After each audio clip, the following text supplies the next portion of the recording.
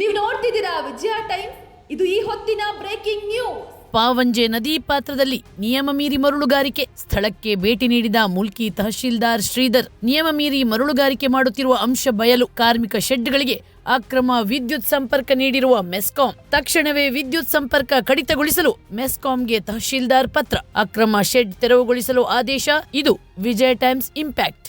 ನಾನೀಗ ಶಿಬರೂರಿನ ಕಟೀಲು ಮತ್ತೆ ಎಕ್ಕಾರಿನ ಭಾಗದಲ್ಲಿ ಹರಿದು ಬರುವಂತ ನಂದಿನಿ ನಳಿನಿಯ ಸಂಗಮ ಜಾನದಿಂದ ಸ್ವಲ್ಪ ದೂರದಲ್ಲಿರುವಂತ ಜಾಗದಲ್ಲಿ ನಡೆಯುತ್ತಿರುವಂತಹ ಅಕ್ರಮ ಮರಳುಗಾರಿಕೆಯನ್ನ ಇಲ್ಲಿ ತೋರಿಸ್ತಿದ್ದೀನಿ.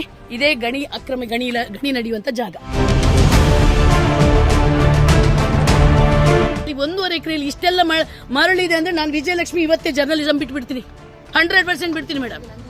ಇವರಿಂದಾಗಿ ಅಲ್ಲಿ ಅಣೆಕಟ್ಟು ಹೋಗಿದೆ. ಇವ್ರು ಇಲ್ಲಿ ಕೊಡಮಂತ ಪಾದದಡಿಯಲ್ಲಿ ಇವ್ರು ಈ ರೀತಿ ಅನ್ಯಾಯ ಮಾಡ್ತಾರಂತಂದ್ರೆ, ಅಲ್ಲಿ ಉಳ್ಳಾಳ್ತಿಯ ಕಣ್ಮುಂದೆ ಮಾಡ್ತಾರಂತಂದ್ರೆ ಇವ್ರಿಗೆ ಇನ್ಯಾರ ಭಯ ಇದೆ ಮೇಡಮ್?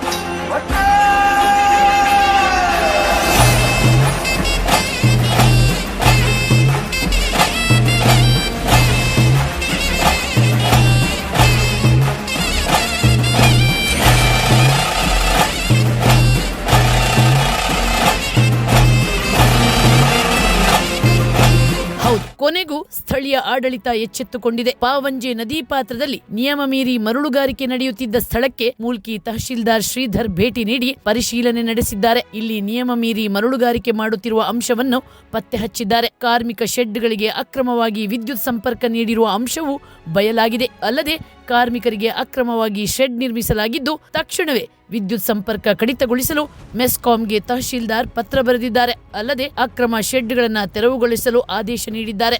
ಇದು ವಿಜಯ ಟೈಮ್ಸ್ ಇಂಪ್ಯಾಕ್ಟ್.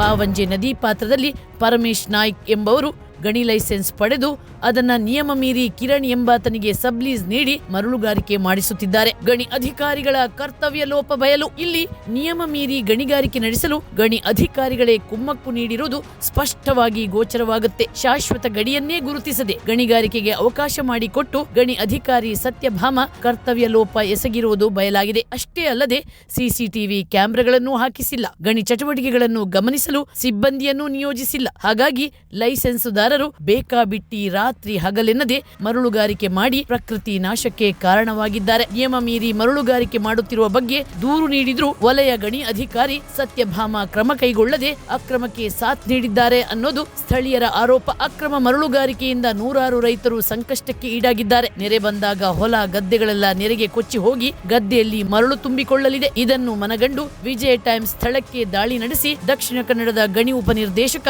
ಸಂದೀಪ್ ಅವರ ಗಮನಕ್ಕೆ ತಂದು ಸಾಕ್ಷಿಗಳನ್ನೆಲ್ಲ ಒದಗಿಸಿತು. ಆದ್ರೂ ವಲಯ ಅಧಿಕಾರಿ ಸತ್ಯಭಾಮ ಇನ್ನೂ ಕ್ರಮಕ್ಕೆ ಮುಂದಾಗದೆ ಮೀನಾಮೇಷ ಎಣಿಸುತ್ತಿದ್ದಾರೆ. ಸತ್ಯಭಾಮ ನಡೆಯ ಬಗ್ಗೆ ಸ್ಥಳೀಯರಿಗೆ ಅನುಮಾನ ಮೂಡಿದ್ದು, ಸೂಕ್ತ ಕ್ರಮ ಕೈಗೊಳ್ಳದಿದ್ದರೆ ಪ್ರತಿಭಟನೆ ಮಾಡುವ ಎಚ್ಚರಿಕೆ ನೀಡಿದ್ದಾರೆ.